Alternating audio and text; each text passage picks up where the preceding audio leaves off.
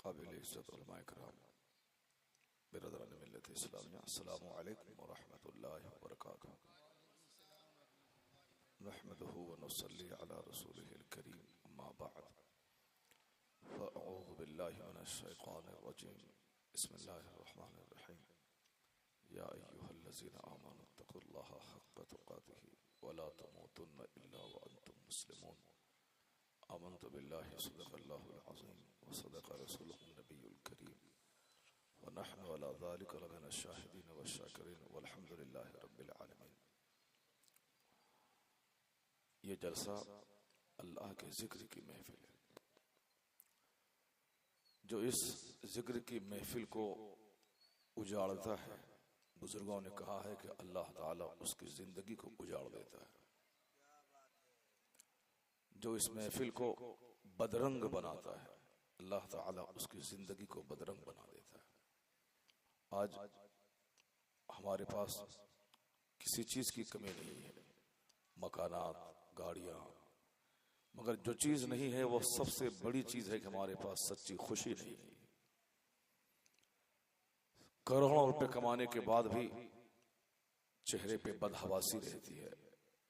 घर में 10 लोग हैं, सब एक दर्जन बीमारी में घिरे रहते हैं।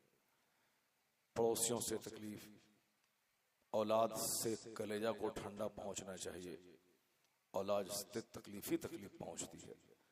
यानी चारों तरफ से मुसीबत में घिरी हुई जिंदगी।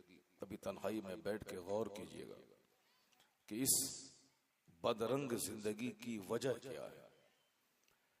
यह सच है कि यह जमीन अल्लाह की है, यह आसमान अल्लाह का है, हमारे अंदर दी हुई जो जिंदगी है वो अल्लाह की, नेमतें सब अल्लाह की। अब ये अल्लाह के बंदे कैसे रहते हैं इस जमीन पे, निगाह उठा के आप उसे देख लें।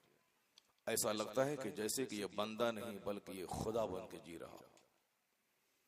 यानी रहें अल्लाह की जमीन पे और काम करें शैतान का, खाएं अल्लाह की रोजी। ए लड़का, काम भाग रहा है, बैठो। सारी जिंदगी ऐसे ही उठते और बैठते रह जाओगे।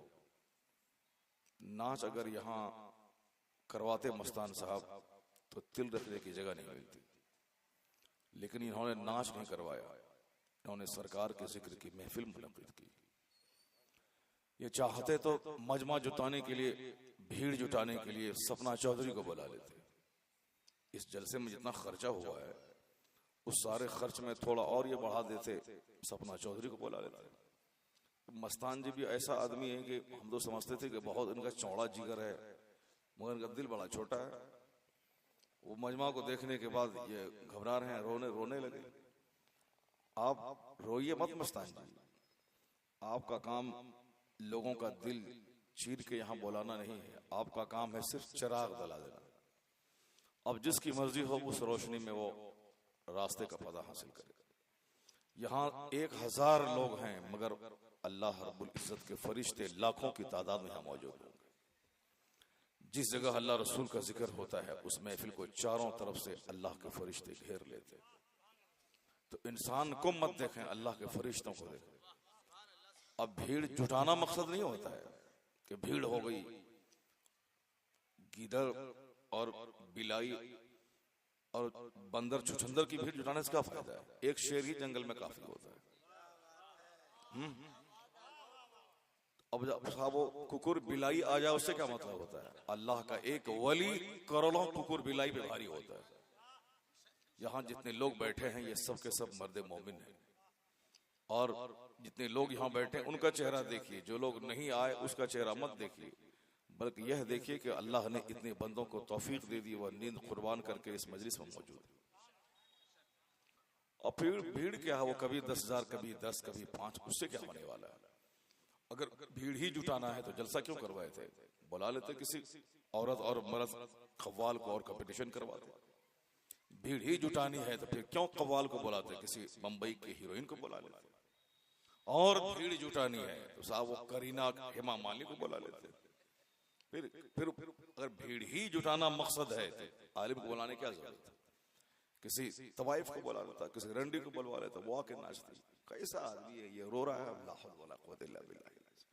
भीड़ जुटाना मकसद है क्या? बदला इस जलसे का इस दुनिया में लेना है क्या? इस दुनिया में तो आदमी 50 करोड़ रुपए खर्च अपनी बेटी की शादी में कर देता है। लोग आकर के बिरयानी खा के 1 मिनट के बाद जब लौटते हैं तो कहते हैं कि हराम का पैसा था इसलिए लुटा दिया। इस दुनिया में जो दूसरों से तारीफ सुनना चाहेगा वो सिवाय रुसवाई के और कोई दूसरा दिन नहीं देखेगा। आज जो जलसे बदरंग हो रहे हैं, जो घर बर्बाद हो रहा है, उसके पीछे सिर्फ यही है कि आदमी की नीयत सही नहीं होती। तमाम अमाल का दारो मदार नीयत पर। नीयत अगर सही हो तो अच्छा काम करने के बाद सीने को खुशी हासिल होती।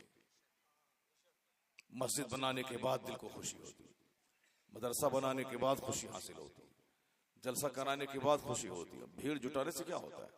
जो इंसान आपकी तौहीन करे, जो इंसान आपकी बुराई बयान करे, जो आपसे चिढ़े, जले, हसद करे, ऐसे हासिद को जमा करने से क्या मतलब है? तो आप भीड़ कितनी हो उससे मतलब नहीं। हमारा काम है जमीन में जोत कर बीज डाल देना, बाकी फसल कितनी पैदा होगी वो अल्लाह का काम। हमारा काम वो नहीं है। हमारा काम सिर्फ कोशिश करना, प्रयास करना, मेहनत करना। हमने मेहनत किया, बस आप अच्छा काम करते रहें, उसके फल, उसके इनाम, उसके बदला को दुनिया में तलाश मत करें। अगर अल्लाह को खुश करने के लिए आपने काम किया है तो लोगों की जबान से तारीफ नहीं, अल्लाह खुश हुआ वो करोड़ों दिलों में आपकी इज्जत फरमा दे।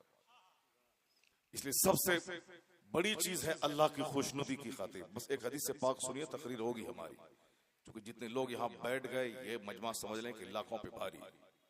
अभी रात के 2 बजने वाले, हिंदुस्तान के हजारों जलसे खत्म हो गए, मगर ये मस्तान साहब का जलसा अभी भी हरा भरा है। अरे बताओ कि हरा भरा है, बोलो सुभान अल्लाह, बोलो जोर से ला इलाहा इल्लल्लाह। बंदर छुछंदर का पुजारी अपने बंदर का नाम जोर से लेता है। जो बंदर को पूछता है, छुछंदर को पूछता है, जो कीड़ा मकोड़ा को पूछता है, जो सांप को पूछता है, जो इंसान को पूजता है, जो झूठ शैतान को पूजता है, तो शैतान का पुजारी अपने झूठे खुदा का नाम खूब चिल्ला के आजकल ले रहा है। जहां 2-4 मुसलमान को देखा, अब वो क्या क्या जय जय बोलने लगता है, वो चिढ़ाने लगता है।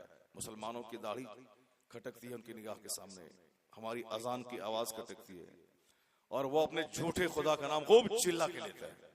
और तुम अपने सच्चे खुदा का नाम मिनमिना के क्यों लेता है? उनके सीने पे चढ़ के बोल ला इलाहा इल्लल्लाह, बोलो जोर से ला इलाहा इल्लल्लाह। कुफ्र की धरती हिला दे, बोल ला इलाहा इल्लल्लाह। शर्माओ मत, वरना ये काफिर सीने पे चढ़ के मारेगा। आज दाढ़ी कटवाया है, कल सीने पे बैठ के कूट देगा। सीना इतना बड़ा रखो कि अल्लाह के जिक्र की वो ताकत है कि उनके हजारों बम एक तरफ, कलमा ला इलाहा इल्लल्लाह एक तरफ। बोल जोर से ला इलाहा इल्लल्लाह, हाथ उठा के बोल ला इलाहा इल्लल्लाह, खड़े हो जा बोल ला इलाहा इल्लल्लाह, बोल खड़े हो जा बोल ला इलाहा इल्लल्लाह। बंदर छुछंदर के पुजारी को डरा दे, बोल ला इलाहा इल्लल्लाह। उनके सीने पे चढ़ के इस्लाम का झंडा गाड़ दे, बोल ला इलाहा इल्लल्लाह। उन शैतान के पुजारियों को बता दे मेरा खुदा जिंदा, हम जिंदा, बोल ला इलाहा इल्लल्लाह। बोल खूब चिल्ला के बोल ला इलाहा इल्लल्लाह मुहम्मदुर रसूलुल्लाह। बैठो। बंदर छुछंदर का पुजारी जाग गया। बंदर छुछंदर का पुजारी, उसको अपने मजहब को फैलाने का नशा छा गया, और ये अल्लाह का पुजारी, अल्लाह का परस्तार, ये लगता है कि बिल्कुल अंदर से खोखला होता जा रहा है। सीना बाल बच्चे की मोहब्बत से खोखला हो गया है। आंख में आंसू है मगर सिर्फ बाल बच्चों की मोहब्बत का आंसू। अभी दुकान नहीं चले तो ये बैठ कर रोता है, बच्चा बीमार हो जाए तो हम बैठ कर रोते हैं, घर में आग लगे तो हम बैठ कर रोते हैं, शादी ब्याह मन के मुताबिक ना हो तो हम बैठ कर रोते हैं। जबकि अल्लाह ने ये आंख बाल बच्चों की मोहब्बत में रोने के लिए नहीं दिया था। अल्लाह ने ये आंख दिया था ताकि जहन्नम की आग के खौफ से रोया करो। ये आंख अल्लाह ने दी थी तो जन्नत की तलब में रोया करो, जन्नत के शौक में रोया करो, जन्नत मांगते मांगते रोया करो। अब जब तक हमारे बुजुर्ग जन्नत की तलब में रोते थे और जहन्नम की आग से बचने के लिए रोते थे तो आंखों में आंसू होता था, उनका चेहरा गुलाब की तरह खिला होता था। वह लोग जिस रास्ते से गुजरते थे उस गांव में कदम रखते तो 40 दिन का 40 बरसों तक रहमतों की बारिश होती थी। कौन नहीं जानता कि सरकार मुजाहिद मिल्लत रज़ी अल्लाह ताला इतने बड़े वली कामिल का नाम है। अभी मैं चंद साल पहले उड़ीसा के पानी संडा एक गांव में मुहर्रम की 10 तकरीर करने गया था। वो देहात उड़ीसा के उस मछेरों के प्रदेश में 10 दिन की तकरीर थी और 10 दिन मैंने वहां तकरीर की। रोजाना ईशा की नमाज के बाद महफिल सजती थी, इससे ज्यादा लोग महफिल में रहते थे और तकरीर होती थी रोजाना 10 दिन तक लगातार। यहाँ तो एक दिन का जलसा है, बाहर के लोग नहीं भी आते, सिर्फ गांव के मर्द औरत सारे लोग आ गए होते तो इससे भी बड़ा मजमा हो सकता था। चिजाए के इलाके के लोग आ गए, शिकवा उसका नहीं, शिकवा है कि हमने एक ऐसा कल्चर दिया। दिल दिमाग में जब अल्लाह की मोहब्बत रहती है तब न जहां अल्लाह की बात होती है आदमी दौड़ के जाता है। यहाँ तो अल्लाह की मोहब्बत धीरे धीरे कमजोर हो रही, सिर्फ पैसा, मकान, गाड़ी, अच्छा खाना, अच्छा पहनना, इसी दर्द ने आदमी को अंदर से बेचैन कर दिया। और वो दिल्ली पंजाब में 10 साल कमा के छोटा सा घर बना लेता है, उसी में वो इतराते रहता है। मजदूर का बच्चा दूसरों का बैल चराता था, जिसका बाप, उसका बेटा दिल्ली पंजाब में खट करके एक छोटा सा घर बना लिया है। अब वो सीना तान के चलता है, हमारे पास बहुत बड़ा मकान है।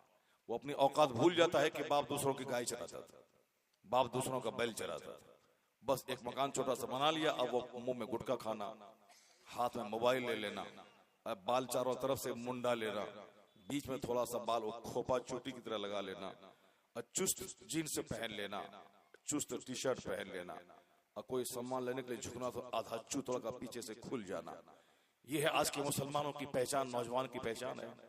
और कान में एयरफोन ठूसा हुआ है, गुटखा मुंह में है, सलाम करो तो जवाब देने के लिए वो थूक फेंकने के लिए जगह तलाश करता है। उसी हालत में अगर वो मर जाए तो कलमा तक नसीब नहीं होगा।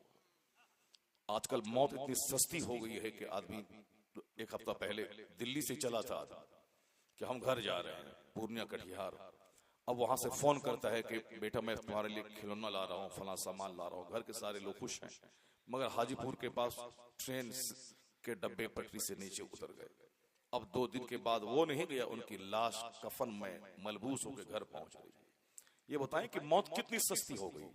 वही बच्चा मोटरसाइकिल लेके चौराहे पे जाता है, वहां जाके पान खाने गया है, अब गांव में हल्ला हो गया कि साहब वो मर गया, उसकी लाश के 1000 टुकड़े हो गए। यानी इतनी सस्ती मौत हो गई है कि कब कौन गाड़ी दूसरे से गाड़ी टकराएगी। बीच में मोटरसाइकिल वाला पीछे का एग्जाम देने जा रहा है, लाश आ रही है, बैंक जा रहा है, लाश घर आ रही है, दिल्ली कमाने जा रहा है, लाश घर वापस आ रही है, सऊदी अरब से लाश कार्गो से वापस आ रही है। यानी इस कदर मौत सस्ती हुई कि रोजाना अखबार उठाएं सिर्फ मौत ही मौत है। जब मौत इतनी सस्ती हो गई है तो मौत से डरे काफिर, मुसलमान मौत से डरता नहीं है। जब मौत से आप नहीं डरते हो तो इस बात से डरो कि ये मुंह में जो गुटखा रहेगा, थूक से मुंह भरा रहेगा, और उस वक्त मौत आ गई तो बगैर कलमा पढ़े मौत हो जाएगी, रूह निकल जाएगी। इसलिए हमेशा हर वक्त तैयार रहना चाहिए कि आदमी मोटरसाइकिल चलाए, हैंडल पे हाथ रहे, मगर ज़बान में कलमे तैयबा का जिक्र है। जब मौत आए तो देखिए कि मौत आ रही, फौरी वो कलमा पढ़े। बच्चा जब बोलने के काबिल हो तो कलमा सिखाया जाए, और जब मौत आए तो आखिरी बोली कलमा हो, तो दोनों कलमे को अल्लाह मिला देगा, बीच की सारी खताओं को मिटा देगा। तो मुंह गुटखा से खाली रहेगा तब ना कलमा पढ़ेंगे हम। यहाँ तो थूक से मुंह भरा हुआ है। ये शैतान चाहता है कि 24 घंटे तेरे मुंह में थूक रहे, गुटखा रहे। अब शैतान की ख्वाहिश पूरी हो रही है। और बुजुर्गान दीन चाहते थे कि हम रोटी भी नहीं खाएं, रोटी खाएंगे तो चबाना पड़ेगा, उसमें टाइम लगेगा। सिर्फ सत्तू को पानी में घोल के पी लें, क्योंकि रोटी खाने और सत्तू को घोल के पीने में 10 तस्बीह का फर्क पड़ता है। कि रोटी ना चबाएं, सत्तू पी लें तो हम कम से कम 10 बार कलमा ज्यादा पढ़ लें। कैसी सोच थी, कैसी फिक्र थी। यहाँ तो सोच ही खत्म हो गई, सीना ही उजड़ गया। लगा कहाँ भाग रहा है, बैठो। यह 8 घंटा तक बैठता है, नाच देखता है पेशाब रोक करके, और जलसा में आदमी भागना चाहता है। भागो, जाओ भागो। जिंदगी में अगर मुसीबत आज आए और सर से लेके पांव तक मुसीबत का पुतला बनो तो मत बोलना कि अल्लाह ने ऐसा कर दिया। जो अल्लाह रब्बुल इज्जत के घर को उजाड़ेगा, अल्लाह उसके घर को उजाड़ देगा। इसको हमेशा गिरा बांध के रखना।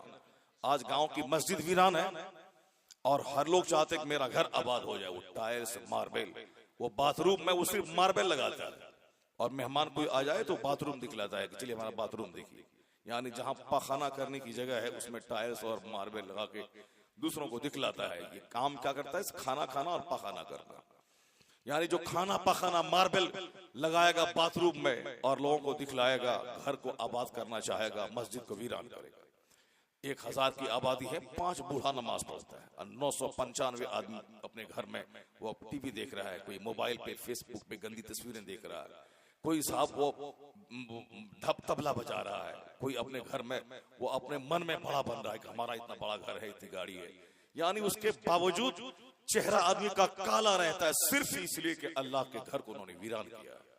होना ये चाहिए था कि 100 घर की आबादी में अगर 50 मर्द 50 औरतें हैं तो 50 औरतें घर में सजदा करें और 50 मर्द मस्जिद में सजदा करें। एक बच्चा तक न रहे जो कि बगैर इबादत के खाली। यानी सारे के सारे, चूंकि हम हमारे पास जो जिंदगी है वो अल्लाह की अमानत है।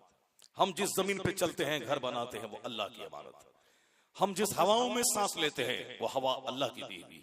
अगर अल्लाह रब्बुल इज्जत 5 मिनट हवा को रोक ले, दुनिया के 800 करोड़ लोग बगैर पानी के मछली की तरह तड़प तड़प के मर जाएं। अल्लाह रब्बुल इज्जत जमीन के नीचे से पानी को गायब कर दे तो हमारा जीना मुश्किल हो जाए। आसमान से बारिश बंद होती है तो बेशुमार बीमारियां पैदा होती हैं, और जमीन से पानी हम मशीन से निकालते हैं। लेकिन अल्लाह फरमाता है, कुल अरायतुम इन अस्बहा माउकुम गौरन फमै यातीकुम बिमाइन मईन। ए हबीब, आप कहिए अगर जमीन के नीचे से पानी मैं गायब कर दूं तो तुम्हारी निगाहों के सामने पानी का बहता हुआ चश्मा कौन लाएगा? कहां से लाओगे पानी? कभी गौर ही नहीं करना इस पॉइंट पे, जबकि पूरे कुरान में हर चैप्टर में सिर्फ गौर फिक्र की बात आई है। तुम सोचो कि तुम कौन हो। तुम 1000 कुछ चाहते हो मगर तुम्हारी मर्जी के खिलाफ काम होता है। कभी तुमने तन्हाई में बैठ के गौर किया? मैं चाहता हूं कि मेरा बेटा खूबसूरत पैदा हो, मगर मेरा बेटा बदसूरत पैदा हो जाता है।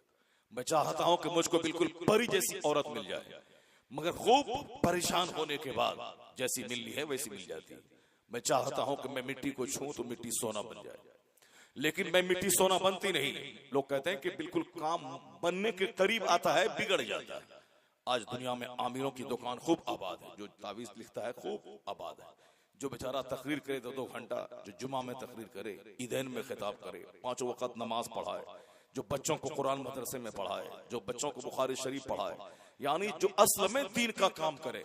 यानी सिर्फ पढ़ाना, दीन सिखाना, इंसान बनाना, ये आलिमों का काम है। चटाई बच्चों को कुरान पढ़ाते हैं, हदीस पढ़ाते हैं, 5-5 घंटे पढ़ाते हैं, शाम में पढ़ाते हैं, जुमा के दिन खिताब करते हैं, 24 घंटे की मुलाजमत इमामत करते हैं, अपने घर से बेघर होकर दीन की तबलीग करते हैं। ये सब काम ये करें।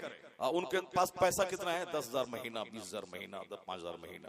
और जो जाहिल दी ग्रेड कुछ नहीं जानता है, वो अपनी दुकान में बैठ गया, वो काला कपड़ा पहन के, हरा कपड़ा पहन के, बाल औरतों की तरह रख करके बैठ गया, वो आंख बंद करके 1000 दाने की तस्बीह लेकर के ऐसे ऐसे करता है। अब जाहिलों की भीड़ लगी, औरतों की, मर्दों की। अब दुनिया उसकी आबाद है। जो 20 साल मदरसे में जलाया है दिमाग और पढ़ा है, तनख्वाह है 4000 महीना। जो जाहिल दी ग्रेड लंगोटा पहनने वाला, वो पता नहीं कहां से औरतों की तरफ बाल रख करके वो हरा कपड़ा पहन के आ गया। अब वो सर झुला रहा है तो उनके पास औरतें सब जमा हो रही है, बाबा मेरा ये काम कर दीजिए, बाबा मेरा ये काम कर दीजिए, बेटी की शादी में देरी है बाबा तावीज दे दीजिए, बेटे को नौकरी नहीं मिल रही है तावीज दे दीजिए, शोहर का काम मुंबई में छूट गया है दे दीजिए, उसको ठेकेदारी में काम नहीं मिल रहा है, आजकल काम ठप हो गया है, बाबा तावीज दे दीजिए। अब जाहिर सी बात है वहां काम ठप होगा, ये झूठे बाबा की दुकान चमक जाएगी। हमारा वहां काम बिगड़ेगा, यहाँ इसके पास औरतें आ जाएगी, मर्द आ जाएंगे। इसीलिए आज तमाम आपको भी तजर्बा करना हो, तजर्बा कर लीजिए। आप भी कहीं एक झोपड़ी बना लीजिए और वहां पे वो काला कपड़ा पहन करके 1000 दाने की तस्बीह लेके 10 दिन आप सिर्फ बोलिए, और 10 आदमी को बोलिए तुमको 1000 रुपया देंगे, तुम चर्चा कर दो इलाके में कि हमारा बाप बीमार था, ये फूक दिया अच्छा हो गया, हमको बच्चा नहीं होता था, ये फूक दिया अच्छा हो गया। फिर देखिए 1000 भीड़ जमा हो जाएगी, और फिर अब कमाइए, खूब पैसा कमाइए। अब चाहे नमाज न पढ़िए, रोजा न रखिए, कुछ न कीजिए, मगर ये बाबा है, ये पहुंचा हुआ बाबा है। जैसा पैसा वैसा बाबा, जैसा बाबा वैसा उसका चाहने वाला, जैसी रूह वैसा फरिश्ता, जैसा पैसा वैसा खर्चा। जो नमाज नहीं पढ़ेगा, बाबा चाहे उसको 50 लाख तावीज दे दे, उनके चेहरे का रंग कभी नहीं निकलेगा। चूंकि हदीस में आया है, जो फजर की नमाज छोड़ेगा अल्लाह ताला उसके चेहरे का नूर छीन लेगा। हदीस में आया है, जो फजर की नमाज छोड़ेगा अल्लाह उसके चेहरे का नूर छीन लेगा, उसके चेहरे से नूर को खत्म कर देगा। क्योंकि जमीन अल्लाह की, आसमान अल्लाह का, हमारी जिंदगी अल्लाह की। फसलें अल्लाह की दी हुई, गाय के थन का दूध अल्लाह का दिया हुआ, सेब संतरा साहब केला मौज अमरूद अनार नाशपाती सारे फ्रूट्स हमारे लिए, ये काजू किशमिश अखरोट ये सब हमारे लिए, सीजनल फल ये आम हमारे लिए, ये सारी चीजें हमारे लिए। और हम सिर्फ एक काम के लिए पैदा हुए हैं, वमा खलक़तुल जिन्न वल इंस इल्ला लियअबुदून, हमने जिन्नात और इंसान को पैदा किया है ताकि वो अल्लाह की इबादत करें। ये सारी चीजें हमारे लिए हैं। इस जमीन पे तुम रहो, सड़कें बनाओ, फसलें पैदा करो, इस जमीन पे 110 मंजिला मकान बनाओ, ये जमीन अल्लाह की है। जब अल्लाह जमीन को हिलने का हुक्म देता है, ये बताएं उस वक्त 120 मंजिला मकान जब गिरता है, आदमी की लाश उसके मलबे में सड़ जाती है। अपने हिसाब से तो हम बहुत सोचते हैं कि मैंने मकान बना लिया, लेकिन जाके देखें वो कच्छ और गुजरात का वो जलजला को याद करें। जब वो जलजला आया था, आदमी दरवाजे पे 10 कार खड़ी है, अब बारात निकलने वाली है, दुल्हा सज धज कर फूल का सेहरा पहन के कार में बैठा है, अचानक जलजला आया। यानी जो जलजला आया था आज से कई साल पहले कच्छ का, बहुत सारे ऐसे वाकयात आए थे सामने कि कार खड़ी है, दुल्हा घर से बाहर निकल के आ रहा, बैठने वाला, कार में बैठा के जमीन हिली, कार समेत मकान समेत सारे लोग जमीन में धंस गए। वो कच्छ गुजरात का जलजला, ऐसा नहीं कि वहां आया है मेरे यहां नहीं आएगा, वहां अल्लाह ने उसको अजाब दिया है, हमको नहीं देगा। अल्लाह इस दुनिया को दारुल अमल बनाया है, दारुल जजा नहीं, बदले की दुनिया है। वहां जन्नत वहां, जहन्नम वहां। यहां सिर्फ उस जहन्नम के अजाब की एक झलक को अल्लाह दिखलाता है कि जो अजाब मैं वहां देने वाला हूं, उसी अजाब की छोटी सी झलक दुनिया में। वरना अगर अल्लाह सबको यहां अजाब देने लगे तो एक आदमी भी दुनिया में जिंदा नहीं रहेगा, सब मर गया होता 1000 साल पहले। जैसे कोई काफिर किसी बंदर के सामने खड़ा होता, अल्लाह उसको जमीन में धंसा देता। जैसे कोई किसी आग को पूछता, अल्लाह आग आसमान से आग बरसा देता। जैसे कोई मस्जिद को तोड़ने के लिए चढ़ा था, वही जमीन में अल्लाह धंसा देता। जैसे कोई कुरान के खिलाफ बोलता है, उसकी जुबान में फालिज का हमला हो जाता। चूंकि अल्लाह रब्बुल इज्जत इस दुनिया को दारुल जजा नहीं बनाया, ये दारुल अमल है। इस पॉइंट को हमेशा आप नोट करके रखिएगा, वरना आप बोलिएगा कि वो काफिर अल्लाह को गाली देता, कुछ नहीं हो रहा है। आप बोलिएगा वो मुसलमान सूद खाता है, कुछ नहीं हो रहा है। आप बोलते हैं कि ये नमाज नहीं पढ़ने से बरकत खत्म हो जाएगी, वो 50 साल का अधेड़ उम्र का आदमी कभी नमाज नहीं पढ़ा है, पैसा उसका बढ़ रहा है। इस पॉइंट पे गौर करेंगे तो फिर आपका ईमान खुद खतरे में पड़ जाएगा।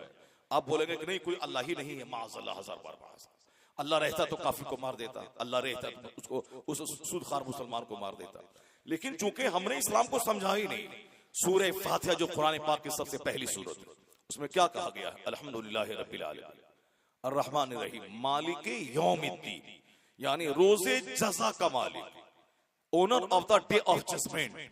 ये दुनिया है क्या? डे ऑफ डीड्स है, ये काम की वर्ल्ड ऑफ डीड्स है, ये काम की दुनिया है। यहाँ काम करने के लिए हम पैदा हुए। अल्लाह ने हमारी जिंदगी इतनी मुख्तसर बनाई है कि हम 100 साल के अंदर ही अपना बोरिया बिस्तर समेट के चले जाते हैं। तकरीर होगी, जरा घबराइएगा मत। तकरीर चाहे 2-3 बात हम बोलेंगे, वो 2-3 बात बहुत इंपॉर्टेंट और कीमती बात। पहले एक इस्लामी मजाज हो जाए, क्योंकि इस तरह की बात तकरीर में बहुत सारी तकरीरों में होती ही नहीं है, लोग सुनने के आदी भी नहीं होते। लोग सुनते हैं कि मार धाड़ चीख चिंगार पुकार, कुर्सी तोड़ तकरीर। लोग क्या होता है, कुर्सी तोड़ तकरीर हो गई, कुर्सी को तोड़ दिया, कुर्सी को तोड़ दिया, कुर्सी तोड़ तकरीर। तो अभी आज कुर्सी तोड़ तकरीर मैं नहीं करूंगा, आज बस 2-4 बात समझाने की मैं कर रहा हूँ। मुमकिन है कि आपके दिमाग में बैठ जाए, क्योंकि बहुत सारी कंफ्यूजन, बहुत सारे एतराजात, बहुत सारे वसवसात दिमाग में पैदा होते रहते हैं। और ये वसवसा बहुत बड़े बड़े लोगों से लेकर छोटे लोग सबके दिमाग में पैदा होता है। और बहुत सारे लोग बहुत तरह की बात आज बोल रहे हैं, जबकि तकरीर में करता हूँ इस तरह की बात तो खत्म होने के बाद 2-4 लोग आते हैं, कहते हैं हजरत आपने मेरी दुखती हुई रग पे हाथ रख दिया, आज सीना मेरा बाग बाग हो गया, बहुत उलझन मेरे दिमाग में रहती थी, आपकी तकरीर ने मेरी उस उलझन को दूर कर दिया। यानी आदमी के दिमाग में शैतान बात डालता रहता है, कभी अल्लाह के बारे में, अल्लाह है कि नहीं है, कभी जन्नत के बारे में कि जन्नत है कि नहीं है, दुनिया ही में जन्नत है, यही दोज़ख है। यानी जो सब अकीदा काफिरों का है। ईमान बचाना बहुत मुश्किल काम है। मरते वक्त शैतान माँ की सूरत में आता है और कहता है कि वहां मरने के बाद यहूदी जन्नत में है, मुसलमान जहन्नम में जल रहा है, मैं तुम्हारी माँ हूं, मैं तुमको वसीयत कर रही हूं कि तुम इस्लाम छोड़ दो, यहूदी मजहब कबूल कर लो। ये बताएं कि मरते वक्त जब माँ शैतान माँ की सूरत में आ जाए और वह बोले कि मुसलमान वहां जहन्नम में जल रहा है और यहूदी वहां चैन से है, उस वक्त एक बेटे का क्या हाल होगा।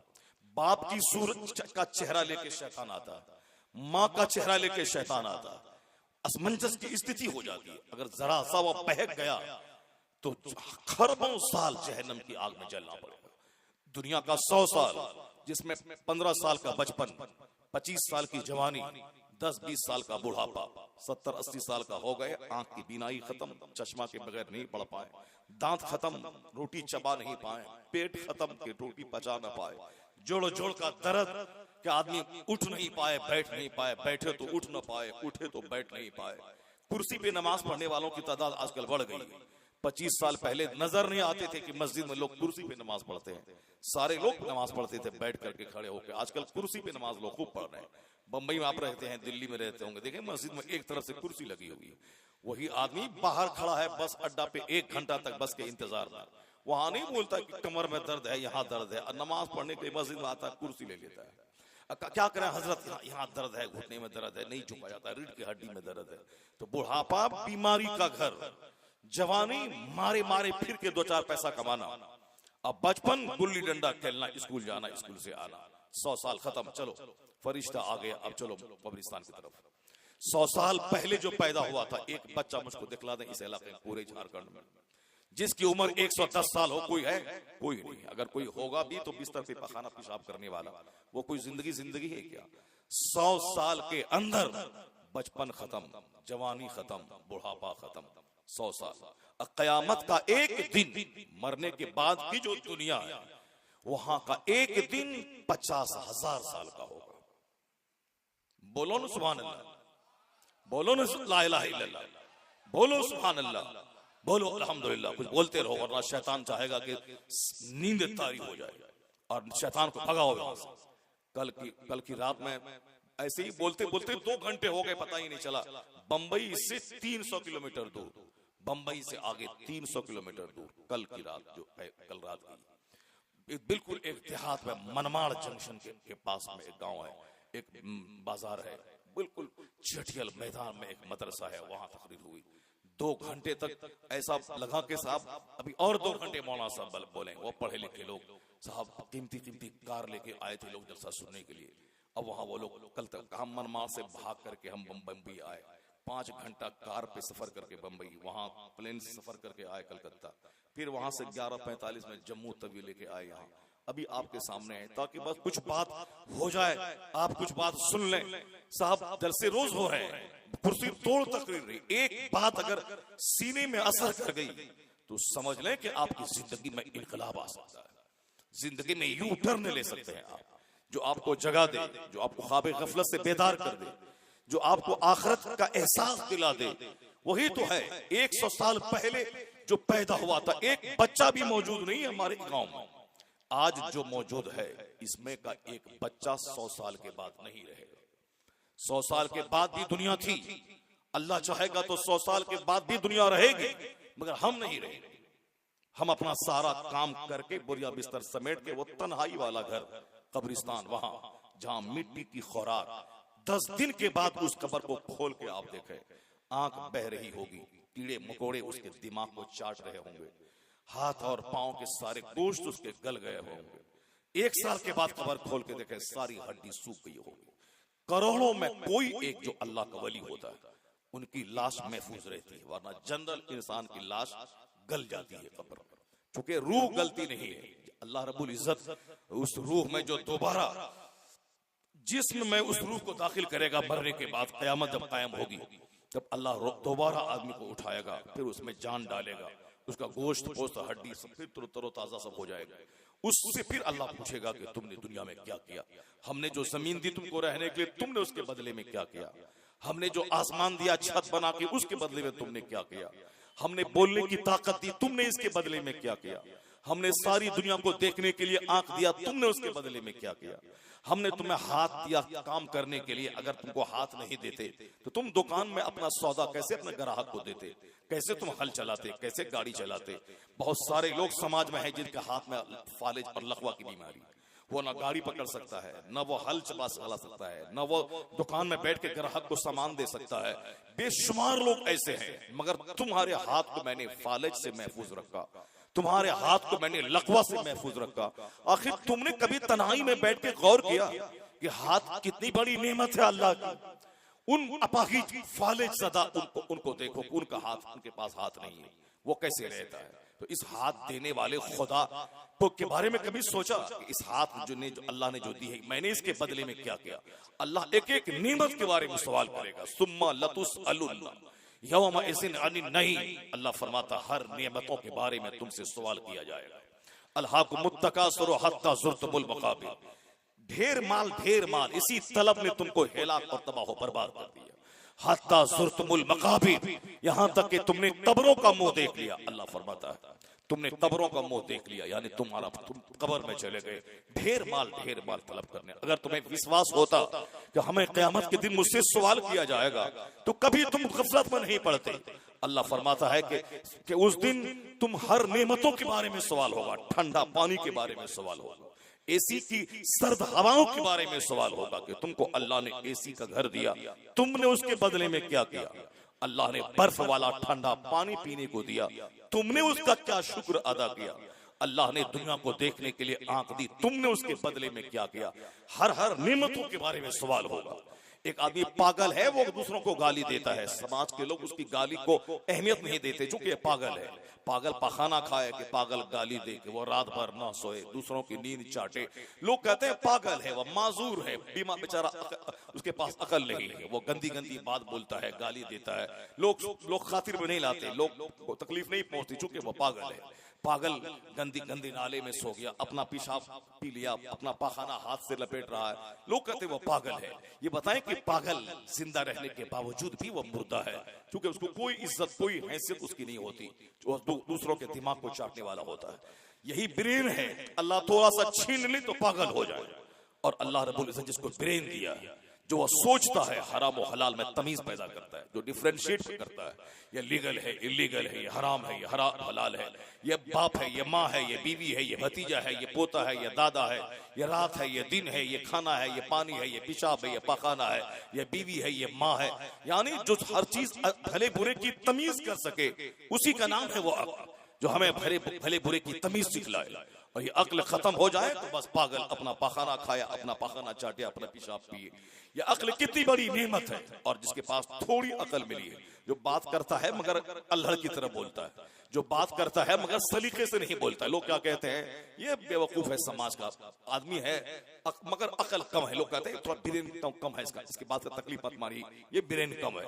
और जो ज़हीन जीनियस होता है, बड़े बड़े पेचीदा मसाइल का हल दे देता है, बहुत सारे कॉम्प्लिकेटेड प्रॉब्लम्स का सॉल्यूशन दे देता है। जिस गुत्थी को कोई समाज में सुलझा ना सके, उस गुत्थी को एक जीनियस सुलझा देता है। कभी कभी हम लोग किसी मसले में फंस जाते हैं, अपने बड़े आलिम से राब्ता करते हैं, अब वो बड़ा आलिम मुस्कुराते हुए ऐसा हल बता देता है कि साहब लोग दंग रह जाते हैं। जब आज से 8 महीना पहले सरकार ताजुश शरिया बाहयात थे, दुनिया का कोई बड़ा से बड़ा मजहबी प्रॉब्लम कोई आता था, 100 आलिम सेमिनार में बैठकर मंथन कर रहे हैं, इसका क्या होगा, उसका क्या होगा, ये दलील कहां से आएगी, इस हदीस पाक का क्या मतलब है, इस आयत का क्या मतलब है। 100 मुफ्ती 1 घंटे से मंथन करते, कुछ नहीं हो पाता, नतीजे पे नहीं पहुंच पाते। सरकार ताजुश शरिया सिर्फ मुस्कुराते हुए कहते थे, उसका ये हल नहीं हो सकता है क्या? सारे मुफ्ती शर्मसार रह जाते थे, सबके होश उड़ जाते थे कि हम लोग 100 आदमी मिलकर जिस गुत्थी को सुलझा न सके, ताजुश शरिया मुस्कुराते हुए 1 सेकंड में उसको हल कर देते थे। क्या मतलब? इसका मतलब यह निकला कि इल्म के भी अलग अलग दर्जे होते हैं। और जो बहुत ज्यादा इल्म, उससे थोड़ा कम, उससे थोड़ा कम, उससे थोड़ा कम, यानी अक्ल के भी दर्जे होते हैं। यानी आदमी थोड़ा ज़हीन है, उससे बड़ा ज़हीन, उससे बड़ा ज़हीन, उससे बड़ा ज़हीन, यानी अक्ल जितनी ज्यादा पुख्ता होती रहती है, उतना ही ज्यादा वो आदमी जीनियस होता है। और इतना ही ज्यादा वो आदमी दुनिया की सच्चाइयों को समझ पाता है। तो अक्ल बहुत बड़ी दौलत, बहुत बड़ी नेमत। जब लोग देखते हैं तो क्या कहते हैं, अल्लाह का एहसान है, जो अक्ल लाखों को नहीं मिली है, वो अक्ल अल्लाह ने इस विद्वान को अता कर दिया। जो इल्म दूसरों को नहीं मिला है, वो इल्म अल्लाह ने इसको अता किया है। तो ये अक्ल इतनी बड़ी नेमत है, इसके बारे में सवाल होगा कि तुमको मैंने पागल नहीं बनाया, बहुत सारे लोगों को मैंने पागल बनाया। ये बता दे कि तुमने इस अक्ल का हक तुमने क्या अदा किया, तुमने इसका क्या हक अदा किया। इस दिमाग लड़ा के दूसरों को झूठे केस में फंसाया, दिमाग लड़ा लड़ा के दूसरों के कारोबार को ठप करने के लिए उसके ग्राहक को बहकाया, दूर से जाल में फंसा के उसको तबाह करने का प्लान बनाया।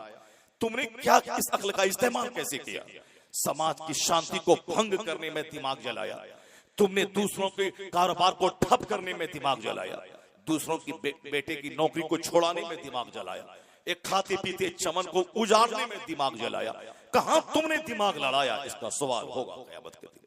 और जब तक बंदा इस सवाल का जवाब नहीं देगा, एक इंच अल्लाह के सामने से हट नहीं पाएगा। हदीस पाक में आया है कि ला तज़ूलु क़दम अब्दिन हत्ता युसअल अन अर्बईन, यानी जब तक के 4 चीजों का सवाल न हो जाए बंदा अपनी जगह से एक इंच हट नहीं पाएगा। वो 4 चीजों में से पहला सवाल अन उमरिही फीमा अफना, जिंदगी के बारे में सवाल होगा। तुमने ये जिंदगी किस काम में गुजारी? नाचने में गुजारी के, गाने में गुजारी के, व्हाट्सएप यूट्यूब में गंदी तस्वीर देखने में गुजारी के, सिर्फ गीदड़ खटिया की तरफ पैसा कमाने में गुजारी? 10 साल पैसा कमाया, मकान बनाया, फिर मर गया। 10 साल पैसा कमाया, एक कट्टा जमीन खरीदा, मर गया। 10 साल जानवर भर के सऊदी अरब में ऊंट चराया, बेटी की शादी में खूब पैसा उड़ा दिया, उसके बाद दर दर की ठोकर खाने लगे। इस काम में गुजारा है, किस काम में गुजारी तुम? ला तज़ूलु क़दम अब्दिन हत्ता युसअल अन अर्बईन, हदीस में आया है कि जब तक 4 सवाल का जवाब बंदा देगा नहीं, उस वक्त तक बंदा अपनी जगह से हट नहीं पाएगा। अल्लाह रब्बुल इज्जत क़यामत के दिन मुंह पे मोहर लगा देगा, बंदे का हाथ अल्लाह से बात करेगा।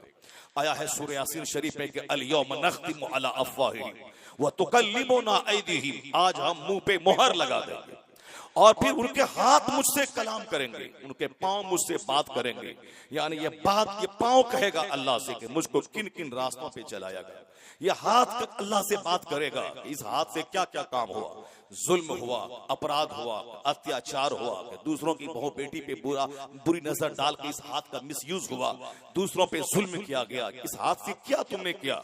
सिर्फ रोटी कमाया और रोटी खाया और हाथ देने वाले की नेमत का कोई शुक्र नहीं अदा किया। क्या क्या सारी गतिविधि को यह हाथ बयान करेगा। अल यौम नख्तिमु अला अफ़वाहिहिम व तुकल्लिमुना अयदीहिम, अल्लाह कहता है कि हम आज यानी क़यामत के दिन उनके मुंह पर मोहर लगा देंगे, स्टाम्प मुंह को बंद कर देंगे। वह तुकल्लिमुना अयदीहिम, उनके हाथ मुझसे बात करेंगे। इस हाथ से क्या काम लिया गया, इस हाथ से क्या काम लिया गया। वह तशहदु अर्जुलुहुम, उनके पांव गवाही देंगे इनको किस तरफ ले जाया गया। नाच गाने की महफिल की तरफ ले जाया गया, ताड़ी शराब पीने की महफिल की तरफ ले जाया गया, सिनेमा हॉल की तरफ ले जाया गया, कि दूसरों की बेटी पे बुरी नजर डालने के लिए घर से इस पांव को निकाला गया, किसी भाभी से बात करने के लिए मजा ले लेकर उसकी तरफ पैर को बढ़ा दिया गया, अपने गंदे दोस्तों के साथ आवारगी करने, डकैती करने, एटीएम लूटने, चोरी करने, सब क्या करने के लिए पांव का इस्तेमाल हुआ। वह तशहदु अर्जुलुहुम, अल्लाह सच्चा, अल्लाह की सारी बात सच्ची। हमारी हैसियत यही है कि हम मिट्टी के पुतले से अल्लाह ने मुझको पैदा किया। हमारी हैसियत वही है कि हम उस मिट्टी के पुतले को अल्लाह ने पानी की बूंद बना के बाप की रीढ़ की हड्डी में रखा। हमारी हैसियत वही है कि वह बूंद निकली है कहां? बाप के पेशाब के रास्ते से वह बूंद निकलती है और माँ के पेशाब के रास्ते से वह बूंद माँ की बच्चाखानी में जाती है। फिर माँ का माहवारी खून रोक कर उस बूंद में नाक नक्शे की तामीर होती है। फिर 9 महीने के बाद माँ की शर्मगाह से पेशाब के रास्ते से ये इंसान दुनिया में आंख खोल के पैदा होता है। अल्लाह फरमाता है फलयंजुरिल इंसानु मिम्मा खुलिक़ मिन माइन दाफिक, इंसान को अपनी पैदाइश पे गौर करना चाहिए कि पैदा हुआ कैसे है। यानी जब भी तुम्हें घमंड पैदा हो अपनी जवानी पे तो अपनी बुनियाद याद कर लेना। जब भी तुम्हें दुनिया की जिंदगी धोखा दे अपनी बुनियाद को याद कर लेना। जब तुम्हें जमींदारी पे घमंड हो अपनी बुनियाद को याद कर लेना।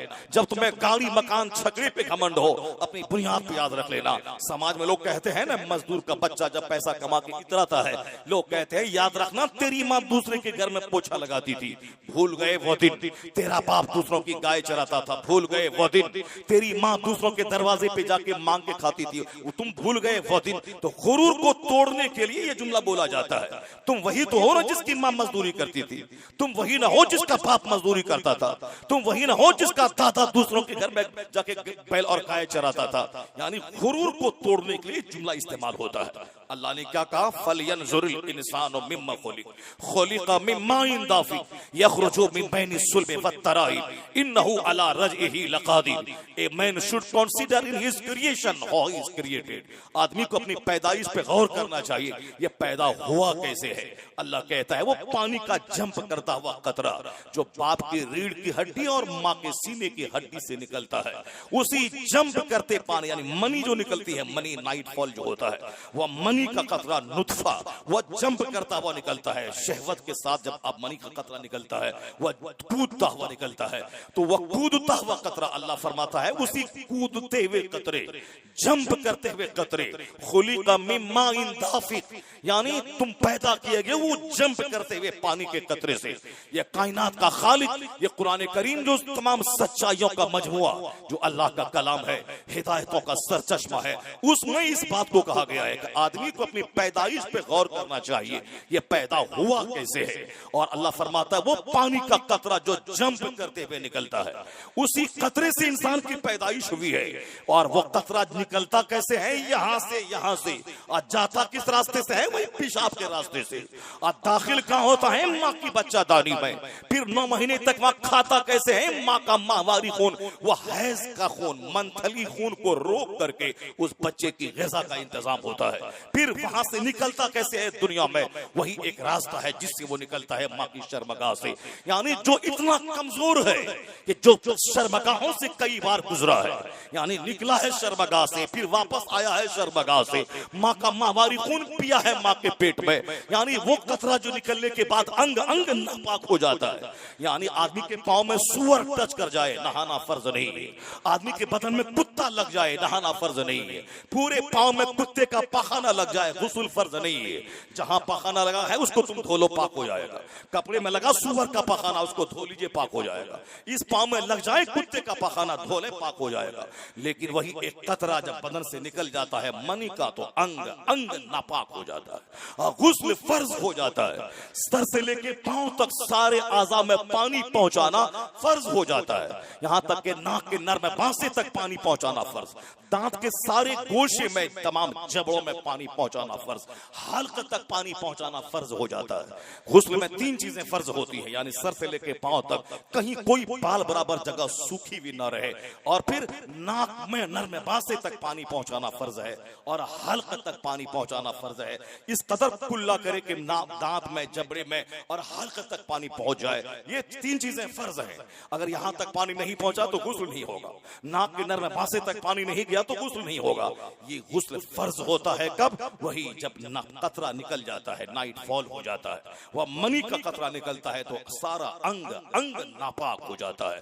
यानी मेरी पैदाइश उस कतरे से हुई है जो कतरा अंग अंग को नापाक कर देता है। मेरी पैदाइश उस कतरे से हुई है जो कतरा निकलने के बाद औरत और मर्द दोनों के अंग अंग को नापाक बना देता है। कभी तन्हाई में बैठ के इस आयत करीमा की रोशनी में अगर इंसान अपनी पैदाइश की कहानी पे गौर कर लिया, तो बुजुर्गों ने कहा है जब भी घमंड पैदा हो गौर कर लेना, सारा गुरूर चूर चूर हो जाएगा। अपनी औकात याद आ जाएगी कि मेरी बुनियाद कैसी है, मेरी इब्तदा कैसी है, मेरी स्टार्टिंग कहानी कैसी है। सारा घमंड चूर हो जाएगा, आजिज़ी खाकसारी पैदा हो जाएगी, नरमी पैदा हो जाएगी, झुकाव पैदा हो जाएगा, अपनी असलियत, अपनी सच्चाई, अपनी रियलिटी समझ में आ जाएगी। अल्लाह रब्बुल इज्जत ने इसलिए कहा यह इंसान बड़ा कमजोर है। जवान होता है तो मगरूर होता है, मकान बना लेता है तो मगरूर हो जाता है, 2 कट्ठा जमीन खरीद लिया तो मगरूर हो जाता है, नौकरी मिल गई तो घमंडी हो जाता है, और यह घमंड सुकून और चैन को तबाह बर्बाद कर देता है। यह घमंड खुद तबाह नहीं होता है, घमंडी तबाह होता है, और वह घमंडी दूसरों के भी सुकून को उजाड़ देता है। जब हमारा बहनोई मुझसे घमंड करे, सलाम का जवाब तक न दे, और फिर सलाम करना तो दूर की बात है, मैं सलाम करूं जवाब न दे, वो घमंडी तो जलेगा ही, वो तो जहन्नम की आग में जलेगा ही। क्योंकि हुजूर ने कहा है कि ला यदखुलुल जन्नता मन काना फी क़ल्बिही मिस्कालु ज़र्रतिन मिन किब्र, राई के दाना के बराबर किसी के सीने में घमंड रहा तो वो शख्स जन्नत में दाखिल नहीं होगा, जन्नत में दाखिल नहीं होगा। घमंड सीने में रहा वो जन्नत में दाखिल नहीं होगा। अब वो तो जहन्नम में जलेगा ही, लेकिन वह दूसरों को भी जलाता है। जब आपके सलाम का जवाब वो नहीं देता है तो आपको कितनी शदीद तकलीफ पहुंचती है, आप किस कदर अंदर से दुखी होते हैं। आपके घर में बेटी की शादी हो और आपका पड़ोसी, आपका अपना सगा भाई वो नहीं आए तो किस कदर शदीद तकलीफ होती है। जब कोई आदमी आपके सामने से सलाम किए बगैर, आपकी उम्र है 70 साल, वो लौंडे छोकरे की उम्र है 18 साल, वो छोकरा साहब टी शर्ट और जीन्स पहन के, कान में मोबाइल ठूस के, गुटखा खा के और सर का बाल चारों तरफ से मुंड के बीच में खोपा बना के, जब वह इतरा के तेज स्पीड में गाड़ी लेके चलता है, बूढ़े पर धूल धूल कर देता है। या बाजू में पानी था, उस पानी पे बाइक चला के जाता है और बूढ़े के बदन पे सारे कपड़े को दागदार बना देता है। ये बताएं कि वो घमंडी तो जाएगा ही जहन्नम में, क्योंकि हुजूर फरमाते हैं ला यदखुलुल जन्नह, वो जन्नत में दाखिल नहीं होगा जिसके सीने में जर्रा बराबर घमंड हो। अब वो जन्नत में दाखिल नहीं होगा, वो तो जाएगा जहन्नम में। लेकिन आपके दिल को कितना तड़पाता है, आपको पानी की छींट से आपको तकलीफ पहुंचाया, आपको साहब चिढ़ा चिढ़ा करके स्पीड में गाड़ी चला चला कर आपको तकलीफ पहुंचाया। तो मगरूर अकेले ही नहीं जलता है, बल्कि जब तक जिंदा रहता है पड़ोस को जलाता है, आसपास के लोगों को जलाता है, माँ बाप को जलाता है, अपने बड़ों को जलाता है, अपने छोटों को जलाता है, अपनी माँ बहन बेटियों को जलाता है। पूरे समाज से सुकून को आज घमंड ने खत्म कर दिया। हमारे पान में गुटखा है, दूसरों को हम कुछ नहीं समझ रहे हैं और दूसरा मुझको कुछ नहीं समझ रहा है, अपने मन में हम बड़ा बनते हैं और गीबत की महफिल सजती है। वो क्या जाने गया मेरी औकात, मेरी कमाई, मैं बंबई में रहता हूँ 10 लाख महीना कमाता हूँ, वो तो देहात में रहता है 1000 भी नहीं कमाता है। यानी कोई किसी को इज्जत नहीं देता है आज। तो अब इज्जत नहीं देता है तो अपने मन में वो बड़ा बनता है कि वो क्या जाने गया मेरी औकात क्या है। अब ये मकान बना के इज्जत चाहता है, उसको चिढ़ा चिढ़ा के गाड़ी खरीदता है, उसको चिढ़ा चिढ़ा के बच्चों को ईद में 10 जोड़े कपड़ा पहनाता है, क्योंकि कोई सम्मान तो दे नहीं रहा है, इज्जत तो दे नहीं रहा है। अब वो अपनी इज्जत हासिल करने के लिए, चिढ़ाने के लिए वो गाड़ी खरीदता है, मकान बनाता है, अच्छा कपड़ा पहनता है, कर्ज ले लेकर के हालत खराब है। वो बैंड बाजा बजवाने के लिए, डीजे बजवाने के लिए वो साहब दूसरों से कर्ज लेके खुद चंद लम्हे के लिए नाच की महफिल को वो मुनक्किद करता है शादी ब्याह में। लोग क्या जाने के पैसा कहां से लिया है, ज़कात खैरात का पैसा मांग के बंबई से लाया है या दूसरों से कर्ज लेके लाया है, मगर तबला बजना चाहिए, वो काफिर का काम था। वहां सारे डांस करना, बाजा बजाना, डीजे बजाना, वो नाचना गाना, 80 साल की बुढ़िया नाचती है, 70 साल का बुढ़ा नाचता है, वो नाच गाना, साहब तिलक जहेज जमीन मकान बेच करके बेटी को एक बार देके भगा देना, वो सब काम काफिरों का था। यहाँ तो मुसलमानों को इस्लाम ने सिखाया है कि औरतें निर्धन हैं, तुम्हारी औलाद तुम्हारे नुत्फे से पैदा हुआ बेटा, तुम्हारे नुत्फे से पैदा हुई है बेटी, इसलिए बेटा बेटी दोनों को तुम्हारी जायदाद में हक मिलना चाहिए, वह तुम दोनों तुम्हारी औलाद है। यानी बेटा को हिस्सा दो और तुम्हारी बेटी को भी हिस्सा मिलेगा। तुम्हारे मरने के बाद जमीन में 1 कट्ठा जमीन है बेटा बेटी सबका, 100 बीघा जमीन है बेटा बेटी सबका। यानी जब से हमने सब बेटा को देना शुरू किया और बेटी को हमने कंगाल बना दिया, सरकार के इस फैसले, इस फरमाने मुस्तफा को हमने ताक पे रख दिया, तब उसके बाद से फिर वो काफिराना रस्म व रिवाज हमारे घर में आ गए। अब वो रस्म व रिवाज हमारे घर में घर कर लिया। यानी भाई तिलक और जहेज का मुतालबा, गाड़ी देना, मोटरसाइकिल देना, जमीन मेरे पास है मैं बेच के दे दिया, मेरा बेटा क्या बेच के देगा, वो मस्जिद के दरवाजे पर भीख मांगेगा, बेटी की शादी है दीजिए, अब लोग ज़कात और खैरात देगा, उससे बाराती को खाना खिलाएगा और ये खूब बोलता है कि बारात हम 100 लेके आएंगे, रसगुल्ला खिलाना है, गोश्त खिलाना है, मटन चिकन खिलाना है, फ्राई खिलाना है। अब पैसा वो लाया है ज़कात का मांग करके, ज़कात का पैसा खाओ, जैसी रूह वैसा फरिश्ता, वो ज़कात मांग के लाया है, सेठ से चंदा करके लाया है, दूसरा आदमी चावल दिया है, कोई गोश्त दिया है। क्यों नहीं सारी रस्में बद का खात्मा हो जाता। औरतों को तिलक और जहेज के नाम पे कुछ मत दे, बल्कि औरतों को हर बाप अपनी जमीन में हिस्सा दे। उसे 1 लाख बाप छोड़ा है, उसमें बेटे का भी हक है, बेटी का भी हक है। 1 बीघा जमीन छोड़ा है, बेटे का भी हक है, बेटी का भी हक है। बेटे को डबल मिलेगा, बेटी को सिंगल मिलेगा, हाँ मगर मिलेगा। इसलिए बेटा को डबल मिलेगा कि बेटा को कोई दूसरा नहीं देगा, बाप की प्रॉपर्टी में हिस्सा मिलेगा। मगर औरत अगर शादीशुदा है, उनका शौहर मर गया तो शौहर की प्रॉपर्टी से हिस्सा पाएगी, उनका बेटा मर गया तो बेटा की प्रॉपर्टी से हिस्सा पाएगी, बाप मर गए तो बाप की प्रॉपर्टी से हिस्सा पाएगी। एक औरत कई जगहों से हिस्सा पाती है और एक मर्द को सिर्फ अपने बाप की जायदाद से हिस्सा मिलता है। तो क्या मतलब, इसलिए औरतों को सिंगल, मर्द को डबल, मगर सिंगल ही दिया गया है। 100 बीघा जमीन रहे, अगर 2-4 बेटी है, अगर 5 बेटे हैं, फिर भी सिंगल के तौर पर औरतों को बहुत सारी जायदाद मिल जाएगी। जब से लोगों ने जायदाद में हिस्सा देना लड़कियों को बंद कर दिया, उसके बाद से गैर जरूरी रस्मों ने, हिंदुआना रस्म रिवाज ने जगह पकड़ लिया। आज शादी जिंदगी का बड़ा मसला बन चुका है। यानी अब लोग फटने जाते हैं कि बेटी हो गई, अब शादी का मसला। आज पैदा हुई, शादी होगी 20 साल के बाद, अब ये 20 साल तक तक रात दिन शादी शादी सोचता रहता है। सरकारे दो जहां सारे पैगंबरों के इमाम ने अपनी बेटी फातिमा ज़हरा की शादी मस्जिद नबवी में पुराने कपड़े में, कौन दुनिया की करोड़ों खरबों औरतों की सरदार फातिमा, जन्नती औरतों की मलका फातिमा, वह फातिमा जो एक सजदे में सारी रात खत्म हो जाती थी। कयामत के दिन अल्लाह वो इज्जत देगा, एक आवाज आएगी, या अहलल जमा नक्किसू रुऊसकुम व गुद्दू अबसारकुम, यानी ए अहले महशर निगाहों को झुका ले, आंखों को बंद कर ले। मोहम्मद की बेटी फातिमा पुल सिरात पार करने वाली है। 70,000 हूरों की झुरमुट में फातिमा ज़हरा बिजली के चमकने की तरह पुल सिरात पार कर जाएंगी, किसी की नजर तक न पड़ेगी, क्योंकि उस फातिमा ज़हरा ने इस मुख्तसर सी जिंदगी का ऐसा इस्तेमाल करते हुए कि जिनके आंचल न देखा महो महर ने, यानी जिसके आंचल को सूरज और चांद ने नहीं देखा, वो अपने हाथ से झाड़ू लगाती थी, अपने हाथ से पानी खींचती थी, अपने हाथ से घर के कामकाज करती थी, लेकिन पर्दे का यह आलम है कि सर के बाल पे अजनबी मर्दों की कभी नजर न पड़ी। यहां तक कि आंचल को भी ठीक से जी भर के सूरज ने नहीं देखा, जिसका आंचल न देखा महो महर ने। यानी वो फातिमा ज़हरा एक सजदे में रात गुजार देती, दिल टूट जाता तो कहती इलाही एक ऐसी लंबी रात बना दे ताकि तेरे महबूब की बेटी फातिमा दिल खोल कर सजदा कर सके, दिल खोल कर नमाज पढ़ सके। यहाँ वो फातिमा ज़हरा रज़ियल्लाहु ताला अन्हा जो सारी औरतों की सरदार, मौला अली की बीवी, अल्लाह के सारे पैगंबरों के सरदार की बेटी, हसनैन करीमैन जिसका नाम, जिसका डंका सारी दुनिया में बजता है, जिनकी शहादत का चर्चा, उस हुसैन जैसे बेटे को जन्म देने वाली माँ फातिमा ज़हरा यानी हसनैन की माँ फातिमा। शादी कैसे हो रही है? अगर हुजूर चाहते तो जन्नत से जन्नती खाना आ जाता, 1 लाख सहाबी खा ले, 1 लाख सहाबा खा लेते। हुजूर चाहते तो जन्नत से रेशमी कपड़ा आ जाता, फातिमा ज़हरा पहन लेती। सरकार चाहते तो जन्नत की सारी हुराने बहिश्ती वो ज़ेवरात की थाल लेके आ जाती।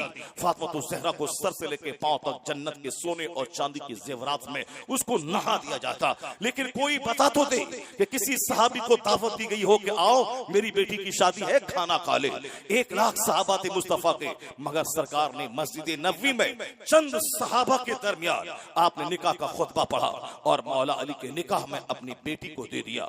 शाम के वक्त में फिर अपनी बेटी को अपने खानदान किसी खातून के जरिया मौला अली के घर पहुंचा दिया। ये है कौनैन के मालिक व मुख्तार की बेटी की शादी। न बारात के खिलाने का कोई तामझाम है, और न ही कोई कपड़े की खरीदारी की कोई रस्म है, और न ही ज़ेवरात से अपनी बेटी को लाद देने की कोई बात है। कोई सिंपल सी शादी ताकि ज़िना मुश्किल हो जाए और शादी आसान हो जाए। कयामत तक मेरा कोई गुलाम अपनी बेटी को बोझ न समझे। जब सारे लोग इसी तरह अब सिंपल शादी करने लगे तो किसी के पास 10 बेटी हो मगर कभी दिमाग में मलाल तक न होगा कि 10 बेटी है, मैं कैसे शादी दिलाऊंगा। सरकार की सुन्नतों से हट के जो फिल्मी शादी, जो हिंदुआना शादी, जो यहूदो नसारा वाली शादी, जो जोकर और अल्लाह और काफिर वाली शादी करेगा, उसे अपनी बेटी को वह बोझ समझना होगा। उस बेटी की शादी की तैयारी 10 साल पहले से करनी होगी। सारी जवानी उसी शादी के झुमके और शादी बारात के खिलाने की फिक्र में जिंदगी खत्म हो जाएगी। चाहे मांगना पड़े, ज़कात लेना पड़े सेठ के दरवाजे पर, उनका पांव पकड़ना पड़े कि बेटी की शादी है, गद्दा, तोशक, तकिया और चावल दे दीजिए, बेटी की शादी है 10 रुपया दे दीजिए। चाहे मांगना पड़े, जलील होना पड़े, रुस्वा होना पड़े, मगर वह रस्मो रिवाज जो काफिरों और हिंदुओं मुशरिकों ने दिया है, उस मुशरिकाना रस्मो रिवाज को समाज में दाखिल करना चाहिए। इन जाहिलाना रस्मो रिवाज को जब से मैंने सुन्नत को ताक पे रखा, जब से मैंने हुजूर की बात को ताक पे रख दिया, और जब से मैंने तबीयत की बात, शैतान की बात, जबकि समाज के रस्मो रिवाज की बात को मैंने माना, अब वो शादी एक मसला हो गई है। अब ज़िना आसान हो गया, इसलिए अब वही बेटी शादी होगी 35 साल में। बाप के पास पैसा होगा तब ना, नचवाने का पैसा, बैंड बाजे का पैसा, डीजे का पैसा, बाराती के खिलाने का पैसा, लड़के को घोड़े पे बैठा के घुमाने का पैसा, उनको जोड़ा का पैसा, जब होगा मोटरसाइकिल का पैसा, कार का पैसा, तब ना शादी होगी। अब इस बीच में मांग मांग के, झूठ बोलकर, नमाज छोड़ के, चाहे जितने पैसे जमा हो उसी एक दिन की शादी में खत्म हो जाए, वो पैसा होगा। इस बीच में 30 साल उम्र होगी बेटी की, उम्र की बेटी 30 साल, बेटी की उम्र होगी 35 साल उम्र हो गई, और लड़के की उम्र 40 साल हो गई। चाहे लड़का 5 औरतों के साथ जाके रेप करे, ज़िनाकारी से वो मसमूम कर ले, फिर सेहत को तवाइफ के कोठे पे हर महीने जाए।